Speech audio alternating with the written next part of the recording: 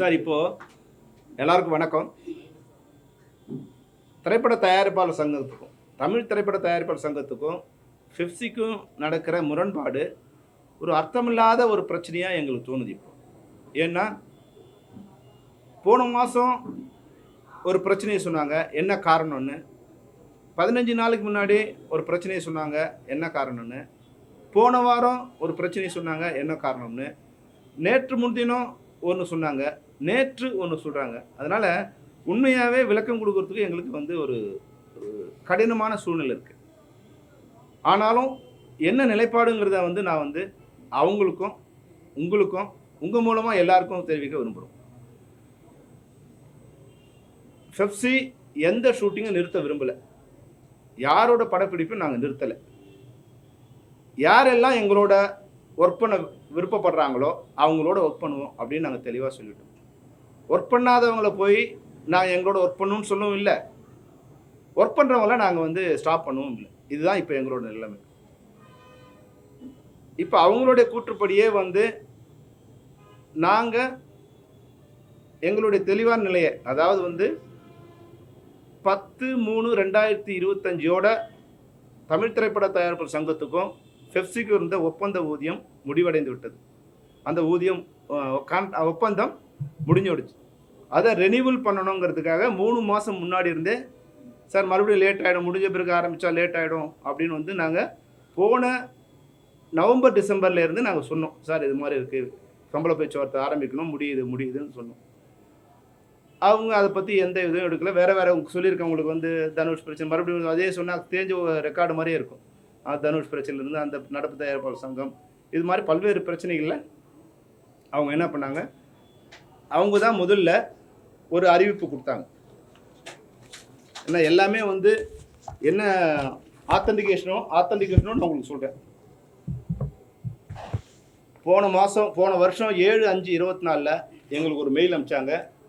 ஏன்னா நாங்கள் எதுவுமே சொல்லலைங்கிறாங்க இல்லையா. 7/5/24 போன வருஷம் மே மாதம் திரு தனுஷ் அவர்கள் நடிக்கும் புதிய திரைப்படத்தின் படப்பிடிப்பு பணிகளுக்கு செல்லும் முன் எங்கள் தமிழ் திரைப்பட தயாரிப்பாளர் சங்கத்தை கலந்து ஆலோசிக்க வேண்டும். இதுதான் எங்களுக்கு அம்சம். அப்போ அவங்க கலந்து ஆலோசிக்கும் போது அவங்களோட பிரச்சனை சொன்னாங்க. ஏன் இப்போ நாங்களும் நடிகர் சங்கம் பேசிக்கிறோம்னு சொன்னாங்க இல்லையா. இந்த கடிதம் அமைச்சு எங்களுக்கு அவங்க சொன்னதால தான் நாங்கள் அவங்ககிட்ட போயிட்டு என்ன பண்ணணும் அப்படிங்கிறத அவங்களோட கலந்து ஆலோசித்து அவங்க சொன்னதை ஃபாலோ பண்ணணும். நான் எங்களோட கருத்தை அப்போ சொல்லிட்டோம்.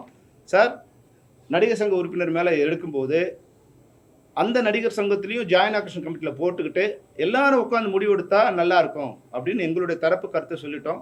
அவங்க அதை எடுக்கல. இல்லை, நம்ம 2 பேர் சேர்ந்து முடிவு பண்ணிக்கலாம் அப்படின்னு அவங்க சொல்லிட்டாங்க. அதுக்கப்புறமா மறுபடியும் இன்னொரு மெயில் அனுப்புகிறாங்க.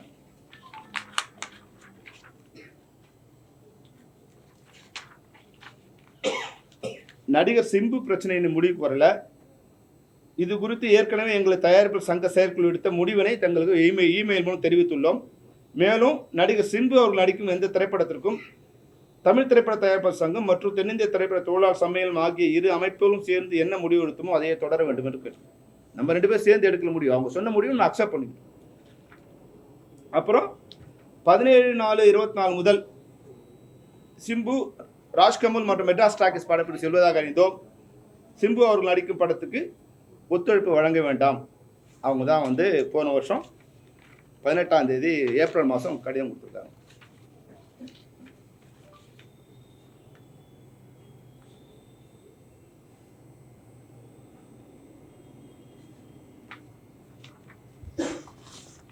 இது மறுபடியும் போன வருஷம் ஜூலை மாதம் producer council, active producers, exhibitor, distributor இவங்களாம் 28ஆம் தேதி ஜூலை மாதம் கிரீன் பார்க்கில் ஒரு கலந்து ஆலோசனை பண்ணி ஒரு முடிவு அறிவித்தாங்க. அதில் பல்வேறு விதமான முடிவுகள் அவங்க சொன்னாங்க. ஓடிடி எப்போ கொடுக்கணும், தியேட்டர் எப்போ ரிலீஸ் பண்ணணும், கியூபில் என்ன பிரச்சனை, இதையெல்லாம் எப்படி கலெக்ட் பண்ணுறது அப்படிங்கிறது ஒரு முடிவுக்கு வரும்போது அப்போ ஒரு வரைமுறை பண்ணி படங்கள் பட்ஜெட்லாம் இப்போ ரொம்ப அதிகமாகிடுது, பட்ஜெட் பிளான் இல்லாமல் போகுது, அப்போ ஒரு பிளானோட ப்ராப்பர் அக்ரிமெண்ட்ஸோட ஷூட்டிங் போகிறது, இதையெல்லாம் நம்ம ஆகஸ்ட் 15 உட்காந்து பேசுறது. அப்போ புது படங்கள்லாம் ஆரம்பிக்க வேண்டாம். செப்டம்பர் 30 இந்த பிரச்சனைலாம் முடிச்சிடலாம். செப்டம்பர் 30 முடியலைன்னா 1 எல்லா படங்களையும் நிறுத்தலாம் அப்படின்னு வந்து அவங்க அனௌன்ஸ் பண்ணாங்க. இதுதான் இவங்க 4 பேரும் சேர்ந்து எடுத்த முடிவு. இதில் தயாரிப்பாளர் சங்கம் அவங்களோட லெட்டர் பேடில் ஒரு விஷயத்தை ஆட் பண்ணி அவங்க அனௌன்ஸ் பண்ணுறாங்க. அனௌன்ஸ் பண்ணும்போது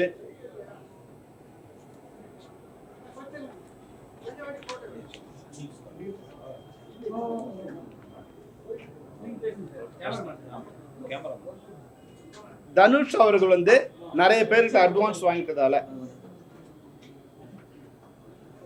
கொஞ்சம் உள்ள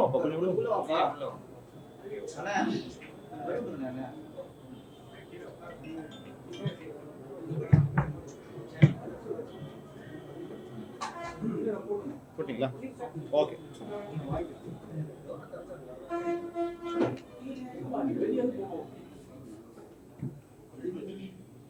இப்போ அவங்க எங்களுக்கு 29 ஜூலை மாதம் கடிதம் அனுப்புகிறாங்க. இது மாதிரி நாங்கள் எல்லாம் சேர்ந்து ஒரு முடிவு எடுத்தோன்னு.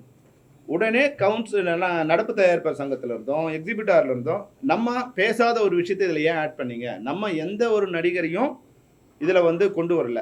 நம்ம பொதுவானதான் சொல்லணும் தவிர இதில் ஏன் தனுஷை நீங்கள் கூட்டு வந்தீங்க அப்படின்னு வந்து அவங்க அதுலேருந்து விலகிட்டாங்க. தயாரிப்பாளர் சங்கம் 4 பேர் சேர்ந்து எடுத்த முடிவு லெட்டரில் அவங்க எழுதி கொடுத்த விஷயத்தில் தனுஷ் அவர் வந்து அட்வான்ஸ் வாங்கியிருக்காரு, அவருக்கு வந்து ஒத்துழைப்பு கொடுக்கக்கூடாதுன்னு அவங்க தான் முதல்ல இந்த பிரச்சனையை ஆரம்பிக்கிறாங்க. இது நாங்கள் இல்லை, அவங்களோட லெட்டரில் 29 ஜூலையில் அவங்க ஆரம்பிக்கிறாங்க. இது என்னன்னா, அதில் வந்து செக்ரட்டரியாக இருக்க திரு கதிரேசன் அவர்களோட பிரச்சனை இதில் சேர்த்தாகணும்னு அவங்களே டிசைட் பண்ணி அவங்க ஆட் பண்ணுறாங்க. அங்கே தான் மொத்த பிரச்சனை ஆரம்பிக்குது. இது வந்து ஃபிப்ஸியோ இல்லை ஆக்டிவ் ப்ரொடியூசர்ஸோ இல்லை எக்ஸிபிட்டாரோ டிஸ்ட்ரிபியூட்டரோ காரணம் இல்லை. அவங்க ஆட் பண்ணதால் அவங்க அதுலேருந்து ரிலீவ் ஆகிடுறாங்க. இது வந்து ஒரு தனிப்பட்ட இதுவாக இருக்குது. அந்த பிரச்சனைக்கு நாங்கள் வரல. மொத்தமாக எல்லாத்தையும் சரி பண்ணிவிட்டு யார் யார் அட்வான்ஸ் வாங்கியிருக்காங்களோ அவங்க எல்லாருக்கும் சேர்ந்து ஒரு முடிவு பண்ணலாமே தவிர ஒரு தனிப்பட்ட நடிகர் மேலே எடுக்கக்கூடாது. இதை ஆட் பண்ணதால் நடிகர் சங்கம் இதுலேருந்து நமக்கு ரிவர்ஸ் ஆனாங்க. ஏன் இது மாதிரி வந்து நீங்கள் பேப்பரில் அனௌன்ஸ் பண்ணீங்க, எங்கிட்ட பேசாமல் எப்படி பண்ணீங்க அப்படின்னு நடிகர் சங்கம் பிரச்சனை ரிவர்ஸ் ஆனாங்க. இதுதான் மெயின் பிரச்சனை ஆரம்பிச்சது காரணம்.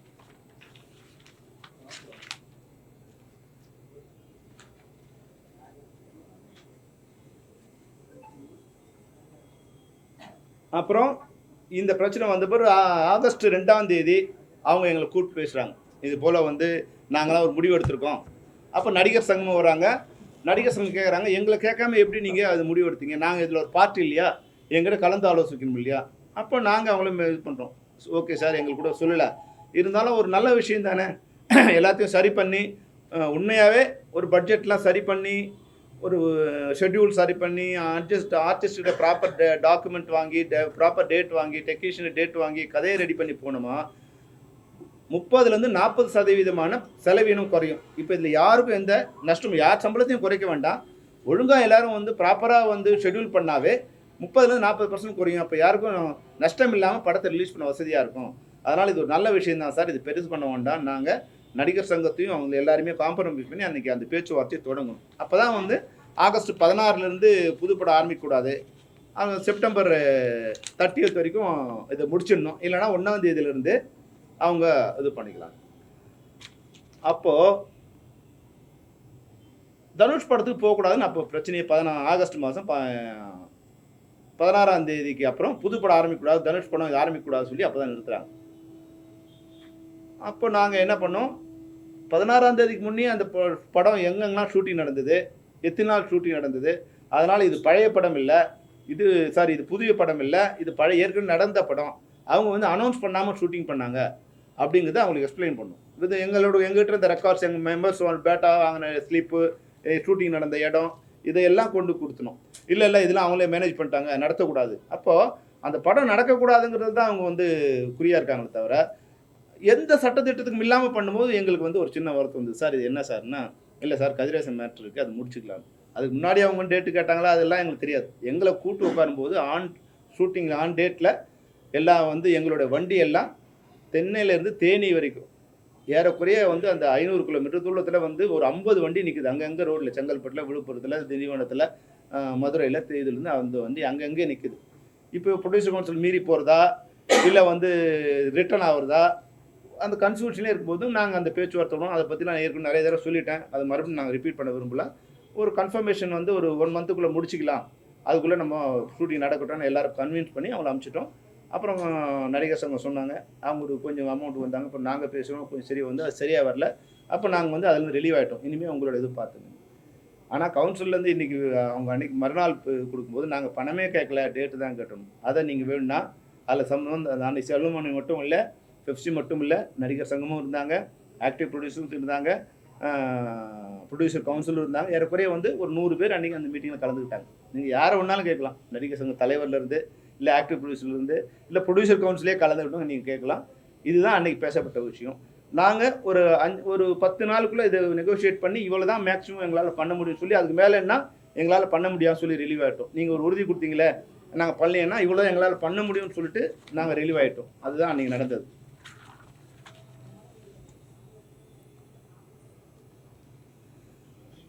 அதுக்கப்புறமா வந்து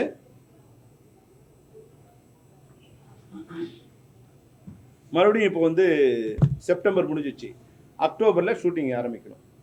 அக்டோபர் 4ஆம் தேதி வந்து விஜயோட படம் ஆரம்பிக்குது.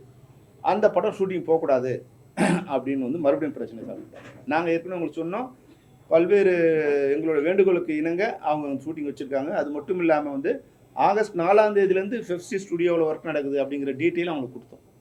இதெல்லாம் கொடுத்து இந்த ஆகஸ்ட் 16 பேர் தான் நீங்கள் ஆரம்பிக்கக்கூடாது, ஆகஸ்ட் 4ஆம் தேதியிலேருந்து இந்த ஒர்க் நடந்துட்டுருக்கு, ஏறக்குறைய 500 பேர் அங்கே ஒர்க் பண்ணிகிட்டு இருக்காங்க அப்படிங்கிற டீட்டெயிலை எல்லாம் அவங்களுக்கு கொடுத்து, பேங்க்கில் ட்ரான்ஸ்ஃபர் பண்ணது, அமௌண்ட் வந்து எப்போ அவங்க ட்ரான்ஸ்ஃபர் பண்ணாங்க, டெக்னீஷியன் எப்போ ட்ரான்ஸ்ஃபர் பண்ணாங்க, எல்லாத்தையும் கொடுத்து ரெக்வஸ்ட் பண்ணி எங்களுக்கும் அங்கே வந்து வேலை நடந்தால் நல்லது, இல்லாட்டி அவங்க வெளியே எங்கே போனோன்னா எங்களோட மெம்பர்ஸுக்கு பாதிக்கப்படுவாங்க, ரெக்வஸ்ட் பண்ணி அந்த ஷூட்டிங் அன்றைக்கி ஆரம்பித்தோம். அதுக்கப்புறமா இந்த எல்லா ஷூட்டிங்கும் நிறுத்தியாச்சு. நம்ம உடனே முடிக்கணும் ஆரம்பிச்சு இது வரைக்கும் 5 நாள் தான் உட்காந்து பேசியிருக்கு. இந்த இது வந்து 5 நாள் தான் பேசியிருக்கு. என்னெல்லாம் பண்ணணும்னு நினச்சோமோ அதில் அவங்களோட நோக்கம் வந்து அதை நடத்தி போனோங்கிறதுல இல்லை. அதனால் நாங்கள் வந்து மறுபடியும் வந்து அவங்களுக்கு வந்து ஒரு கடிதம் கொடுத்தோம் நவம்பரில். என்னென்னா, நம்ம வந்து இந்த இதெல்லாம் பேசி முடிச்சிட்டோம், இது மறுசீரமைப்பெல்லாம் பேசி முடிச்சிட்டோம், டைரக்டர்கிட்டலாம் நீங்கள் என்ன கேட்டிங்களோ அதெல்லாம் வாங்கிட்டோம். நடிகர் சங்கம் நீங்கள் 31 கோரிக்கை கொடுத்தீங்க, அதில் 27 கோரிக்கை அவங்க ஒத்துக்கிட்டாங்க. அப்போ இது வந்து ஏறக்குறைய வந்து ஒரு 80% சக்ஸஸ் ஆகிடுச்சு. அதனால் வந்து டைரக்டரும் உங்களுடைய என்னென்னலாம் கட்டுப்பாடு அதை ஒத்துக்கிட்டாங்க, கேமராமேனும் அக்செப்ட் பண்ணிட்டாங்க, மேனேஜர்ஸும் ஒத்துக்கிட்டாங்க, எடிட்டர்ஸ் ஒத்துக்கிட்டாங்க. இதெல்லாம் ஒத்துக்கிட்டு முதல்ல சைன் பண்ணிட்டோமா, இதுக்கு போகலாம், நடிகர் சங்கத்தை அடுப்போம், ஃபைனலாக போய் பேசி கையெழுத்து வாங்கிக்கலாம். ஆனால் அவங்க கையெழுத்து போட்டு முதல்ல லெட்டர் அனுப்பிச்சிட்டாங்க, என்னென்னலாம் ஓகே எது ஓகே இல்லைன்னு அவங்க லெட்டர் அனுப்பிச்சிட்டாங்க. அப்புறம் அப்போ வந்து என்ன சொல்கிறாங்க, இல்லை இந்த ஏற்கனவே நாங்கள் பேசியிருக்கோம், அது நீங்கள் ஆக்சுவலி இது பண்ணல, தனுஷு, சிம்பு, விஷால் அவங்க மேலே வந்து நீங்கள் வந்து நான் கோஆப்ரேஷன் கொடுக்கணும், அது கண்டினியூ பண்ணணும், அது பண்ணால் தான் இதை வந்து கையெழுத்து போட முடியும் அப்படின்னு வந்து நெருக்கடியை அவங்க கொடுக்குறாங்க. அப்போ நாங்கள் வந்து அந்த நெருக்கடிக்கு நாங்கள் பதில் அனுப்புகிறோம். விஷால் மேலே எதுக்கு நெருக்கடினா, விஷாலை வந்து கவுன்சில் இருக்கும்போது எல்லா பணத்தையும் வந்து காலி பண்ணிட்டாரு. அப்போ தலைவர், அப்போ செக்ரட்டரியாக இருந்தவர் தான் இப்போ செக்ரட்டரி. அப்போ தலைவர் மேலே நடவடிக்கை, செக்ரட்டரி மேலே நடவடிக்கணும் இல்லையா? இந்த செக்ரட்டரியை உட்காந்து அந்த தலைவர் மேலே நடவடிக்கை இருக்குன்னா எப்படி சார் வந்து அது ஒருதலை பட்சமாக இருக்குது, அது நியாயமாக இல்லை, அது வந்து எப்படி நீங்கள் சொல்கிறதுக்கெல்லாம் எப்படி சரி பண்ண முடியும் அப்படின்னு அங்கே ஒரு சின்ன 2வது டிஸ்பியூட்டு எங்களுக்குள்ளே அங்கே வந்து ஆரம்பிச்சது. அதனால் வந்து அந்த துப்பறிவாளன் படை ஒர்க் பண்ணும்போது நாங்கள் அதை ஆலோசிச்சு தான் பண்ண முடியும் சார், உடனே எங்களால் பண்ண முடியாது அப்படிங்கிறத சொல்லிவிட்டு, நீங்கள் நடிகர் சங்கத்தையும் இந்த ஜாயின் ஆக்ஷன் கமிட்டியில் கொண்டு வந்துட்டு 3 பேரும் சேர்ந்து என்ன முடிவு எடுத்தாலும் ஓகே, நம்ம 2 பேரும் அந்த முடிவு எடுக்க முடியாது அப்படிங்கிறத சொல்லிட்டு வந்துட்டோம். அது வந்து நவம்பர் மாதம் நடந்தது.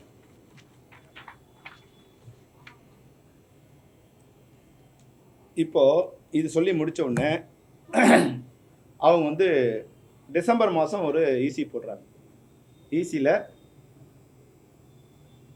அக்ரிமெண்ட் படி பெப்சி வந்து இது பண்ணல, அவங்க நடப்பு தயாரிப்பாளர்கள் ஒர்க் பண்ணக்கூடாது அப்படின்னு ஒரு தீர்மானம் போட்டு 1 to 1 கேன்சல் பண்ணுறோம் அப்படின்னு வந்து செய்தி கொடுக்குறாங்க. செய்தி கொடுத்துட்டு 7/12/2024 அறிக்கை கொடுக்குறாங்க பத்திரிகை, அவங்க லெட்டர் பேர்லேயே கொடுக்குறாங்க. அதாவது வந்து 1 to 1 அக்ரிமெண்ட்டை நீங்கள் நடைமுறைப்படுத்தலை, அதனால் இவங்களோட வந்து என்ன மாதிரியான இது வைக்கலாம் அப்படின்னு வந்து ராதா பார்க்கிங்கில் 16/12 அன்றைக்கி அவசர பொதுக்குழு கூட்டம் வந்து ஏற்பாடு பண்ணுறாங்க.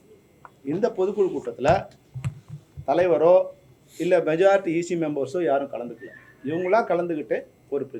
அதில் என்னென்னா பெப்சி கூட ஒர்க் பண்ணக்கூடாது அப்படிங்கிற திட்டத்தை தான் கொண்டு வராங்க. ஆனால் அதை வந்து அவங்களால அதை தலைவர் இல்லாததால் எக்ஸிக்யூட் பண்ண முடியல.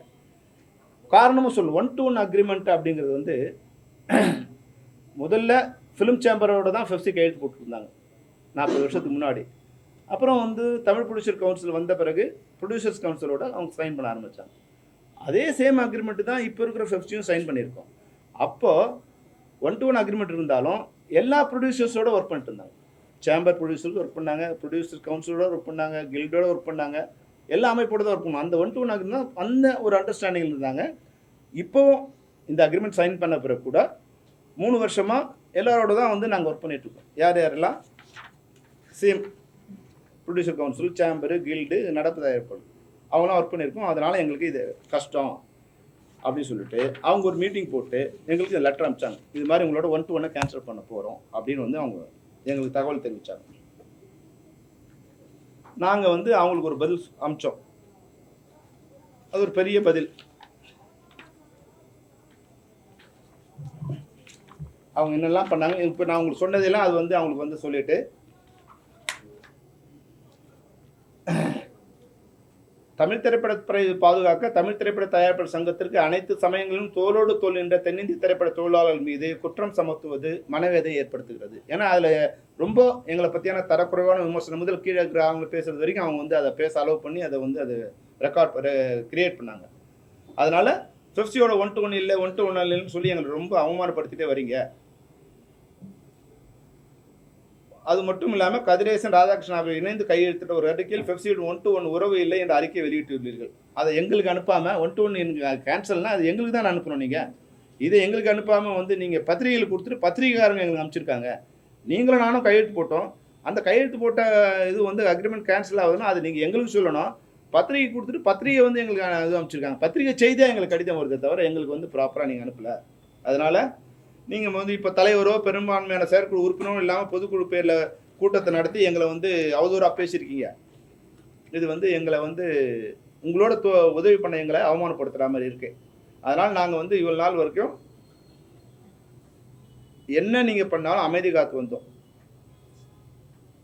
அதனால் உங்களுக்கு வந்து ஒரு விஷயத்தை சொல்ல வருவோம். இனிமே எங்களோட விருப்பப்படுற தயாரிப்பாளர்களும் நாங்கள் பணிபுரிகிறோம். எங்களை தொடர்ந்து அவமானப்படுத்துவதை எங்களால் ஏற்றுக்கொள்ள இயலாது என்று வருத்தம் தெரிவிக்கிறோம். இதுதான் நாங்கள் அனுப்பிச்ச கடிதம். எங்களை விரும்புகின்ற தயாரிப்பாளர்களோடு நாங்கள் பணிபுரிவோம். எங்களை தொடர்ந்து அவமானப்படுத்த எங்களால் ஏற்றுக்கொள்ள. நான் உங்களோட ஒர்க் பண்ண மாட்டேன்னு எந்த வழியும் அதில் இல்லை. நாங்கள் எங்களோட ஒர்க் பண்ண விருப்பப்பட்டீங்கன்னா நாங்கள் உங்களோட ஒர்க் பண்ணுறோம் அப்படிங்கிறது தான் அந்த கடிதம் மூலம் அவங்களுக்கு கொடுத்தோம். உடனே அவங்க ஒரு லெட்டர், பெரிய லெட்டர் அனுப்பிச்சிட்டு நீங்கள் வந்து 1-to-1 கேன்சல் நீங்களே சொல்லிட்டீங்க, உங்கள் இஷ்டம் போல் செயல்படலான்னு சொல்லிட்டீங்க, அதனால் 1-to-1 கேன்சல் பண்ணுறோம் அப்படின்னு அவங்க வந்து ஒரு கடிதம் அவங்க தலைவர் கையெழுத்து போட்டு அனுப்பிச்சிருந்தாங்க. அதில் நிறைய குற்றச்சாட்டு சொன்னாங்க. நாங்கள் ஃபைனலாக வந்து இந்த வருஷம் பொங்கலுக்கு முன்னாடி 10ஆம் தேதி ஜனவரி ஒரு கடிதம் கொடுத்தோம். தமிழ் திரைப்பட தயாரிப்பாளர் சங்கத்திற்கு மாண்பிற்கு குறைவான தரம் தாழ்ந்த தவறான தகவல்களோடு பொய்யான குற்றச்சாட்டுகளோடு கூடிய தங்களின் கடிதம் கிடைக்கப்பட்டுள்ளோம். எங்களின் தரம் குறையும் என்பதால் உங்களின் தவறான குற்றச்சாட்டுகளுக்கு பதிலளிக்க விரும்பவில்லை.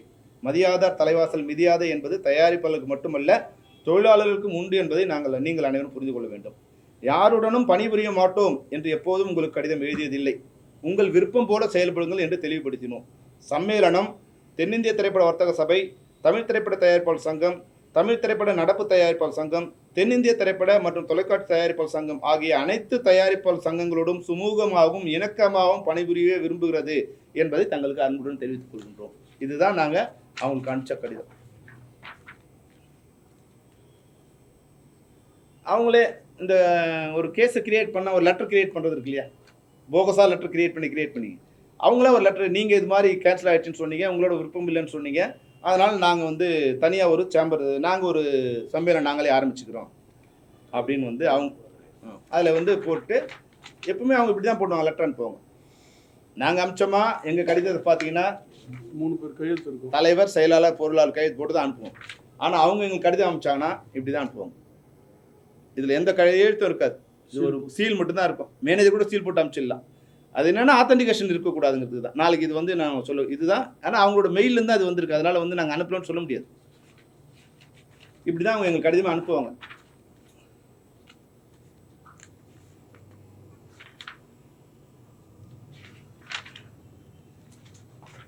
அப்போ புதுசாக என்னென்னா இப்போ வந்து நாங்கள் வேற ஒரு இதில் சைன் பண்ணோம், அக்ரிமெண்ட் சைன் பண்ணணும்.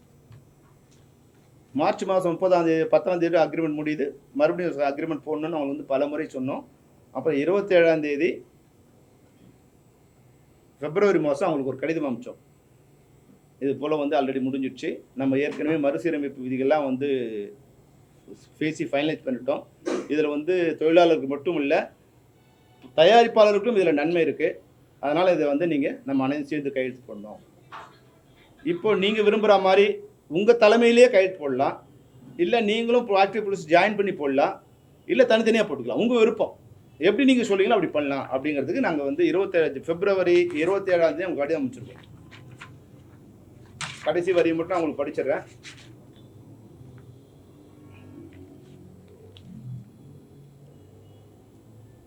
தயாரிப்பாளர் சங்க தலைமையிலோ, அதாவது அவங்க தான் தலைமை, அவங்க தான் சைன் பண்ணி, இப்போ எப்படி முன்னாடிலாம் சைன் பண்ணுமோ அது மாதிரி உங்கள் சங்க தலைமையிலேயோ அல்லது தமிழ் திரைப்பட தயாரிப்பாளர் சங்கம் மற்றும் தமிழ் திரைப்பட நடப்பு தயாரிப்பு சங்கம் ஆகிய அமைப்புகள் இணைந்தோ அல்லது தனித்தனியாகவோ கையெழுத்திடலாம் என்று தீர்மானிக்கப்பட்டது.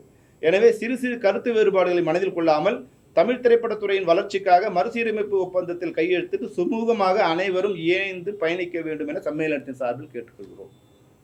இதுக்கு மேலே நம்ம என்ன சொன்னோம்? நீங்களே சைன் பண்ணுங்க, அவங்களோட போய் சைன் பண்ணு நாங்கள் சொல்லலை. இதுக்கு வந்து எந்த பதிலும் அவங்க போடல.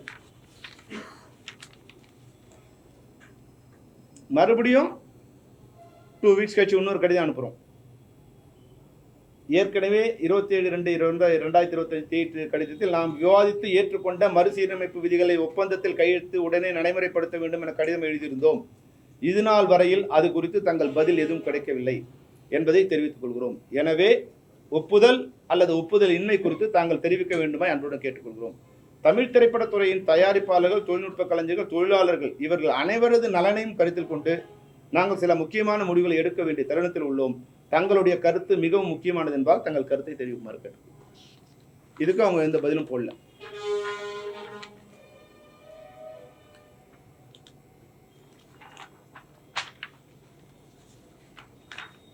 மறுபடியும் எங்களுடைய கருத்து, எங்களுடைய இதில் இதெல்லாம் ஏன் நடக்குது, எப்படிலாம் போய் கடைசியாக வந்து அவங்களுக்கு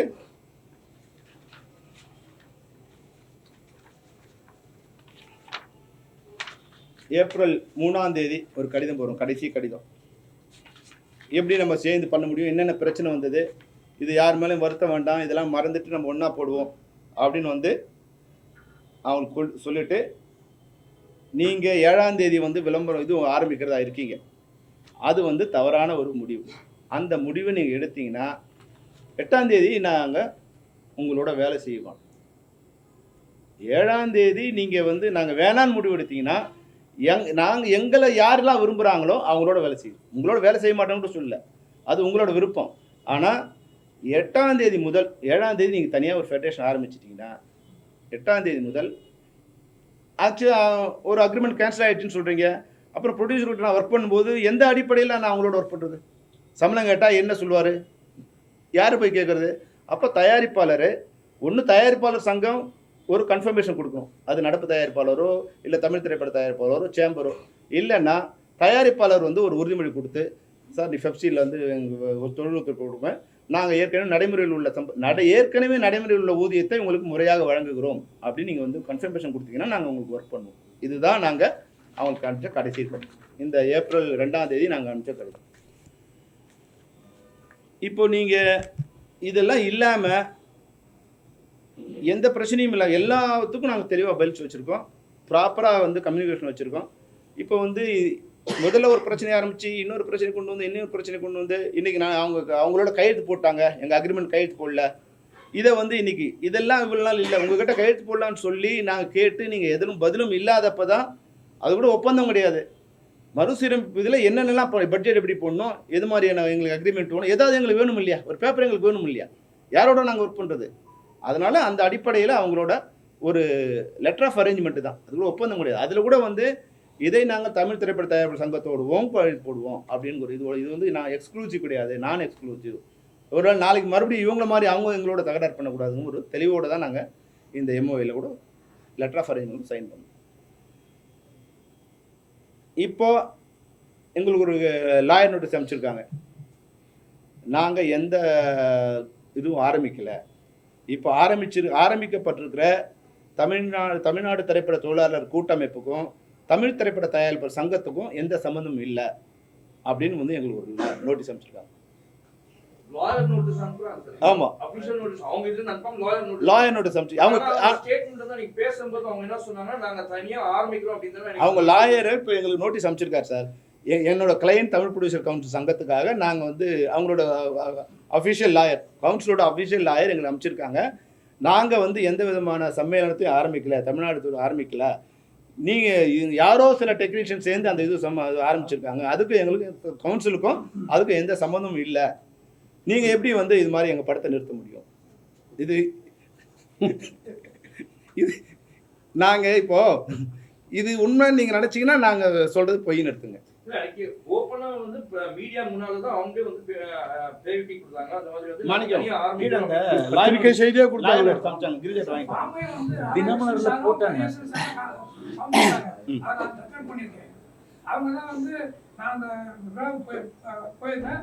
கதிரேசன் சாரும் அண்ணன் தமிழ்மணி ராதாகிருஷ்ணன் சாரும் வந்து அவங்க தான் ஃபார்ம் கொடுக்குறாங்க. நாங்கள் பார்க்குறோம். அதான் வீடியோ எடுத்துக்கணுங்க. எப்படி சொல்லிருப்பீங்க பார்க்கும்போது ஷாக்காக இருக்கு. இப்போ அவங்க எங்களுக்கு நேற்று லாயர் நோட்டீஸ் அமைச்சிருக்காங்க சார். இதுதான் இப்போ வந்து அப்போது நீங்கள் அதுலேருந்து ஒரு உண்மையை புரிஞ்சுக்கணும். அவங்க வந்து ஏதோ ஒரு இப்போ வந்து என்னென்னா அவங்களுக்குள்ள ஒத்துமை இல்லை சார். நான் தெளிவாக சொல்லணும்னா இதனோட மெயின் கருவாக இருக்குது சகோதரர் கதிரேசன் தான். அவர் தான் இது முரளி சார் நல்லவர். அவரால் வந்து எக்ஸிக்யூட் பண்ண முடியல, அவர் நினைக்கிறத வந்து பண்ண முடியல. ஈவன் தோ எங்கள் மேலே வந்து ஒரு 1-to-1 இல்லைன்னு சொல்லும்போது அந்த கூட்டத்துக்கு கூட அவர் பொதுக்குழு கூட அவர் வரல. அப்போ வரலன்னா நீங்கள் ப்ரொடியூசர் கவுன்சில் அகைன்ஸ்டாக இருக்கீங்க அப்படின்னு அவர் நிர்பந்தம் கொடுக்குறாங்க. ராதாகிருஷ்ணனும் தப்பான ஆள் கிடையாது. அவர் கொஞ்சம் மருட்டுத்தனமாக இருக்குமே தவிர அவரும் வந்து ஒரு சின்ன ப்ரொடியூசர் ஏதோ பண்ணணும்னு நினைக்கிறது தான். ஆனால் இதை வந்து காயின் பண்ணுறது என்னை பொறுத்த வரைக்கும் நான் நினைக்கிற வரைக்கும் திரு கதிரேசன் தான் காயின் பண்ணுறாங்க. ஏன்னா போன முறை நாங்கள் சம்பள பேச்சுவார்த்தை நடத்தும்போது மெதுவாக இந்த மாதம் மீட்டிங் போடுவாங்க, அடுத்த மாதம் வரைக்கும் மீட்டிங் போட மாட்டாங்க. நாங்கள் 4 தடவை போயிட்டு வருவோம். அப்படி இழுத்துட்டே இருப்பாங்க. ஆகஸ்ட்லேயே பேசி முடிச்சிட்டோம். 22 ஆகஸ்ட்லேயே பேசி முடிச்சிட்டோம். 21 ஆகஸ்ட்லேயே பேசி முடிச்சிட்டோம். ஆனால் இழுத்துட்டே வராங்க டிசம்பர் வரைக்கும். என்னென்னா கதிரேசன் படம் நடக்குது, ஷூட்டிங் நடக்குது. அவர் வந்து அவர் படம் முடிகிற வரைக்கும் புது சம்பளத்தில் ஒர்க் பண்ணக்கூடாதுன்னு வந்து ஒரு எக்ஸிக்யூட் பண்ணுறாரு. அப்போ வெளிப்படையாக நாங்கள் சொல்லிட்டேன், அப்பா உன் படத்துக்கு நான் கூட பழைய சம்பளம் வாங்கிக்கிறோம், நாங்கள் எங்களுக்கு அக்ரிமெண்ட்டை சைன் பண்ணி விட்டுருப்பா, எதுக்கு வந்து இவ்வளோ இருக்கிறோன்னா இல்லைண்ணே ஒரு 4-5 படம் இருக்குதுண்ணே அவங்களாம். சரிப்பா அந்த 4-5 படத்துக்காவது நாங்கள் வந்து அது பழைய சம்பளம் வாங்கிக்கிறோம், இந்த அக்ரிமெண்ட்டை ஜனவரி 1ஆம் தேதி சைன் பண்ணிடலாம் அப்படின்னு சொல்கிறோம். சரிண்ணே அப்படின்ட்டு பேசல. அப்புறம் என்ன பண்ணுறாரு, இல்லைண்ணே நம்ம என் படம் முடிவு சொல்ல நம்ம கொஞ்சம் தள்ளியே பண்ணிக்கலாம். நான் சரி ஓகே, எங்களுக்கு தெரிஞ்சிச்சு ஒரு படம் முடியாமல் அந்த அக்ரிமெண்ட் சைன் பண்ண மாட்டாங்கன்னு. இப்போது 10ஆம் தேதி மார்ச் சைன் பண்ணுறோம். அப்போ 7 படம் ப்ரொடக்ஷனில் இருக்குது. அப்போ ப்ரொடியூசர் கவுன்சில் செக்ரட்டரி என்ன சொல்லணும், சார் ஏற்கனவே நம்ம பேசுகிறோம், இப்போ சைன் பண்ணுவோம், 7 படம் பழைய ஷூட்டிங்கில் இருக்குது, இதை நீங்கள் வந்து பழைய சம்பளத்தில் ஒர்க் பண்ணணும்னு சொல்லணும் இல்லையா? இப்போ அந்த கோரிக்கையே இல்லை. அப்போ சைன் பண்ணிட்டாங்க. ஏன்னா அவர் படம் முடிஞ்சிடுச்சு. இப்போ அந்த இதுவும் இல்லை. இப்போதெல்லாம் நாங்கள் யோசித்து பார்க்கும்போது ஓஹோ இவ்வளோ இதுவாக செல்ஃபிஷாகவும் இவ்வளோ பிளான்டாகவும் இவங்க ஒர்க் பண்ணுவாங்களாங்கிறதே எனக்கு வந்து ரொம்ப ஆச்சரியமாக இருக்குது. இவ்வளோலாம் கூட பிளான் பண்ண முடியுமா அப்படிங்கிறது ஆச்சரியமாக இருக்குது. அவர் வந்து அது அவங்கங்கிற மாதிரி கொண்டு வந்துட்டார். இப்போ அவங்களுக்கே தெரியாது. இப்போ நாங்கள் வந்து அனலைஸ் பண்ணும்போது தான் இப்போ கூட ஏன் தெரியுதுன்னா, இப்போ வந்து இந்த தமிழ்நாடு தொழிலாளர் சமயம் ஆரம்பிக்கிறோன்னு அவர் சொன்னது வந்து போன அக்டோபரில் அனௌன்ஸ் பண்ணாங்க. ஆனால் இது வரைக்கும் நடக்கவே இல்லை. இப்போ கரெக்டாக இப்போ வந்து பிடிச்சிருக்காங்க. எப்படின்னா போன மாதம் அவர் ஷூட்டிங் முடிஞ்சிடுச்சு. இப்போ ஒருவேளை அவர் ஷூட்டிங் முடியாமல் இருந்துருந்தால் அவருக்கு ஒரு பிரச்சனை வந்திருக்கும். இன்றைக்கி அனௌன்ஸ் பண்ணும்போது அவரோட பேரை போடல, அதில் கமலக்கண்ணன் ஒருத்தர் போட்டு விட்டார். அவர் பாவம் ரொம்ப நல்ல மனுஷன், உண்மையாக நல்ல மனுஷன் தான். அவரை பொருளாளர் போட்டுட்டு அவர் படம் இப்போ கொடைக்கானல் ஷூட்டிங் நடந்துட்டுருக்கு. இப்போ நாங்கள் அவர் கேட்குறோம், சார் நீங்கள் எங்களுக்கு எதிராக இருக்கிற இதில் வந்து இருக்கிறீங்க, இப்போ எப்படி சார் நாங்கள் உங்களோட ஒர்க் பண்ணுறது? ஐயோ தெரியாது சார், எனக்கு சொன்னாங்க நான் பண்ணிட்டேன், தயவுசெய்து ஒர்க் பண்ணுங்கள். ஸோ நீங்கள் தான் நீங்களே பொருளாளர், நீங்கள் ஒரு அமைப்பை ஆரம்பிச்சிட்டீங்க, அவங்களே வச்சு ஒர்க் பண்ணுங்க. இப்போ நாங்கள் வந்து உங்களுக்கு படம் பண்ண வேணான்னு சொல்லல. இப்போ எங்களுக்கு நீங்கள் வேணான்னு சொல்கிறீங்க, வேணான்னு இப்போ விளம்பரம் கொடுக்குறீங்க, ஆனால் வேணும்னு இது பண்ணுறீங்களா? என்ன எப்படி அது முரண்பாடாக நாங்கள் பண்ண முடியும்? அப்போ நாங்கள் ஒரு தெளிவாக சொல்லிட்டோம், தயாரிப்பாளர் எங்களுக்கு வேணுங்க. ஏன்னா எங்ககிட்ட எந்த விதமான அக்ரிமெண்ட்டும் இல்லை, தயாரிப்பாளர் சங்கத்தோடும் இல்லை, ஆக்டிவ் ப்ரொடியூசரும் இல்லை. எங்களுக்கு யாரெல்லாம் வேணுமோ எங்ககிட்ட வந்து லெட்டர் கொடுங்க, நாங்கள் ஒர்க் பண்ணுறோம். இப்போ அது வரைக்கும் அப்போ அந்த மாதிரி இப்போ ப்ரெசண்ட்டாக நடக்கிற படம் வந்து சார் 47 படம் ஷூட்டிங் நடக்குது சார். இப்போ அதில் வந்து ஆக்டிவ் ப்ரொடியூசர் கவுன்சிலிருந்து மொத்தம் 31 படம் அவங்க தரப்பில் நடக்குது. அதுக்கு உண்டான கடிதங்களை அவங்க வந்து எனக்கு கொடுத்துட்டாங்க. 47 அவங்க கொடுத்துட்டாங்க. இதில் வந்து இப்போ லைக்கா ப்ரொடக்ஷன், சன் பிக்சர்ஸ் 2 படம் நடக்குது. ஜெயிலர், கூலி இவங்க நடக்குது. இவங்க வந்து 2த்துலேயும் மெம்பராக இருக்காங்க. அப்போ 2 பேருக்கும் பொதுவாக அவங்க தனியாக லெட்டர் கொடுத்துட்டாங்க, எந்த இதுவும் இல்லாமல் அவங்க தனியாக லெட்டர் கொடுத்துட்டாங்க. அது ஒரு ஆமாம், லைக்கா ப்ரொடக்ஷன்ஸும் சன் பிக்சர்ஸும் டைரெக்டாக அவங்க எந்த அமைப்புன்னு இல்லாமல் கொடுத்துட்டாங்க. நாங்கள் ப்ரொடியூசர் கவுன்சிலாக இதுவாக இல்லாமல் நாங்கள் இப்போ எங்கள் படம் நடக்குது, நீங்கள் எங்களுக்கு வந்து ஒத்துழைப்பு கொடுங்க, நாங்கள் சம்பளத்தை கொடுக்குறோம் அப்படின்னு கொடுத்துட்டாங்க. இப்போ ப்ரொடியூசர் கவுன்சில் சில 15 பேர் வந்து நாங்கள் ப்ரொடியூசர் கவுன்சில் மெம்பராக இருக்கோம், உங்கள் சம்பளத்தை நாங்கள் கொடுத்துட்றோம், உங்கள் இதுக்கு வந்து எங்களுக்கு நீங்கள் ஒத்துழைப்பு கொடுக்கணும். 15 பேர். இப்போ எல்லா ஷூட்டிங் எந்த ஷூட்டிங் நடக்கலை, எல்லா ஷூட்டிங் நடந்துடும். எங்களுக்கு வேணும்னு நீங்கள் சொன்னீங்கன்னா நாங்கள் உங்களுக்கு ஒர்க் பண்ணுறோம், வேணும்னா நீங்கள் ஒர்க் பண்ணீங்க, அதுதான் விருப்பம். தவிர இப்போ வந்து எங்களுக்கு லாயர் நோட்டீஸில் எங்களுக்கு வந்து நீங்கள் படத்தை நிறுத்திட்டீங்க, அது இதெல்லாம் ஏதோ லீகல் எவ்வளோ பொய்யோ அந்த பொய்யும் கொடுத்துருக்காங்க.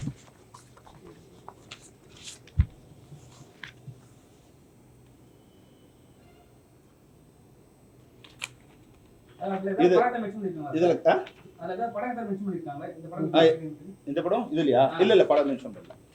இது கிருஷ்ணா ரவீந்திரன் தான் அந்த கவுன்சிலோட லாயருங்க, அவர் அமைச்சிருக்காரு.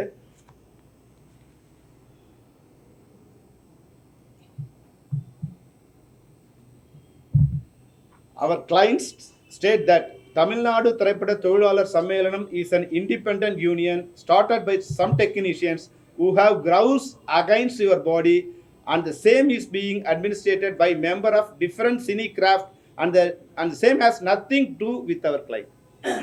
இதுக்கு எங்கள் கிளைண்ட் யார்? Producer council. எங்கள் கிளைண்ட்டுக்கும் இந்த அமைப்புக்கும் எந்த சம்மந்தமும் இல்லை. இது உங்கள் மேலே கோபம் உள்ள சில சினி டெக்னீஷியன்ஸ் வந்து அவங்க ஃபார்ம் பண்ணி இதை வந்து அமைச்சிருக்காங்க, அதுக்கு எங்களுக்கு சம்மந்தம் இல்லை. இதனோட தலைவர் யார்? அழகன் தமிழ்மணி. அவர் எந்த டெக்னீஷியன் எனக்கு தெரியாது.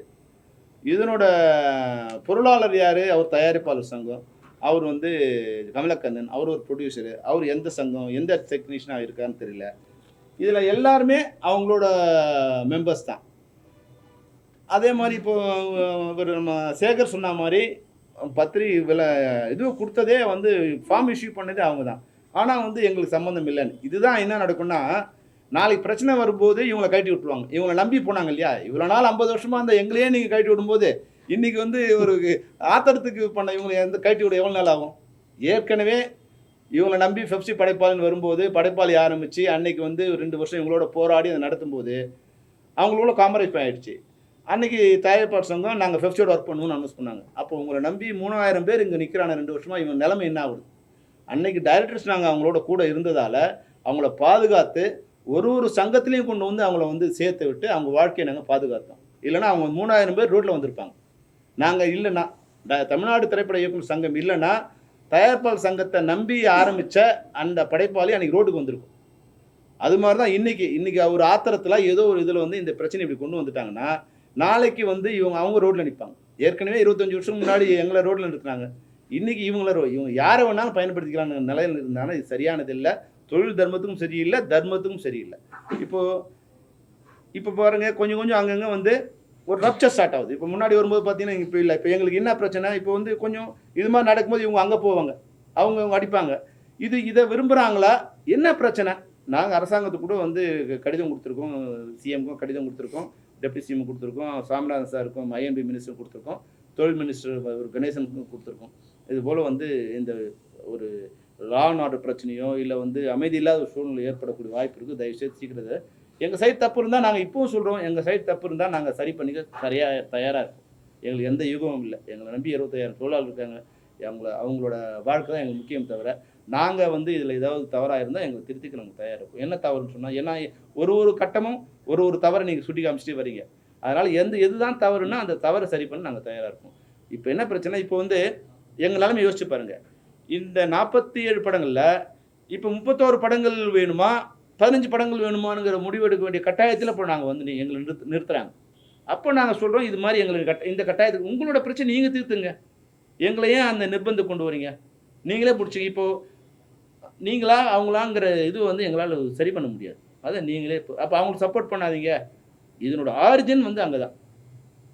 அதை சரி பண்ணால் தான் சரி பண்ண முடியும். இது எங்களால் அவங்க சண்டை போட்ட அண்ணன் தம்பிங்களை நாங்கள் போய் சேர்க்க முடியாது. மண்ணு சொல்லலாம், நாங்கள் அண்ணன் தம்பிங்க இன்னும் சேர்ந்துக்கலாம்னு சொல்லலாம். இன்றைக்கி எப்படி சொன்னாங்களோ, என் தனுஷ் படத்துக்கு நடிகர் சங்கம் தயாரிப்பாளர் சங்கம் தானே இது, நீங்கள் யார் உள்ளே வந்ததுக்குன்னு.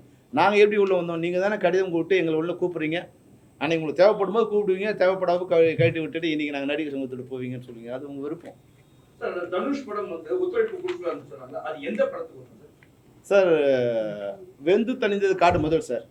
ரெண்டாவது வந்து இப்போ வந்து மணி சார் படம் பண்ணுறாங்க இல்லைங்களா, தக் லைஃப்.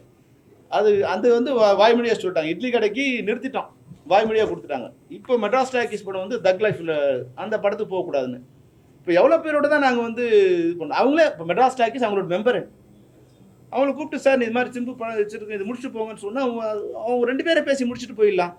இப்போ நாங்கள் ஷூட்டிங் போகிறவங்கள அவங்க ஹைதராபாத் போகிறாங்க, அவங்கள ஷூட்டிங் நிறுத்தி நாங்கள் வந்து எங்கள் மெம்பர்லாம் திரும்பி வாங்கன்னு சொல்லி ஊருக்கே தெரிஞ்சு அது வந்து பத்திரிகையில் வந்து எவ்வளோ தான் நாங்கள் போராடுறது. எல்லாருக்கும் எங்கள் மேலே கோவம் வருதுல்ல, ஏன் நிறுத்துனீங்கன்னு.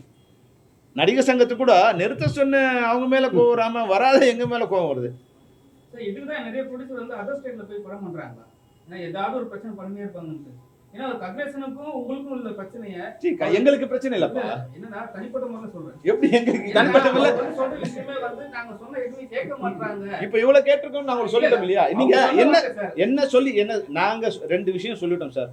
ஒன்று, ஆர்டிஸ்டுக்கு ரெட்டு போடும்போது நடிகர் சங்கத்தை கலந்து ஆலோசிச்சு போடணும், அப்பதான் நாங்கள் எக்ஸிக்யூட் பண்ணுவோம். ஒன்று.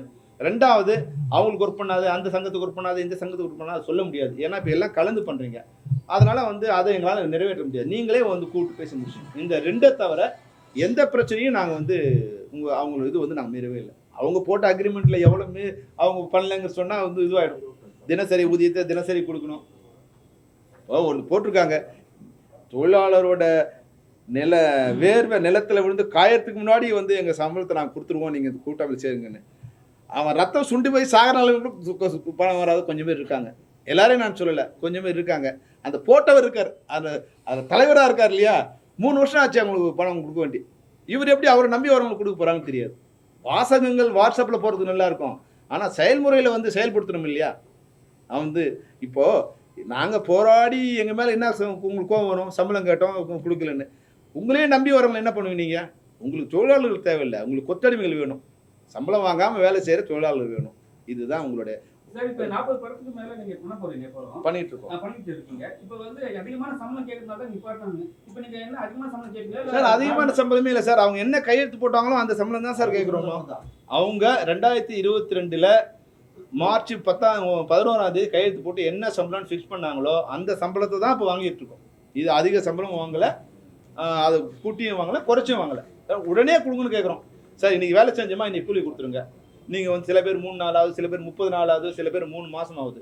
அது எங்களுக்கு ரொம்ப சிரமமாக இருக்குது. அதுதான் மெயின் பிரச்சனையாக வரும்.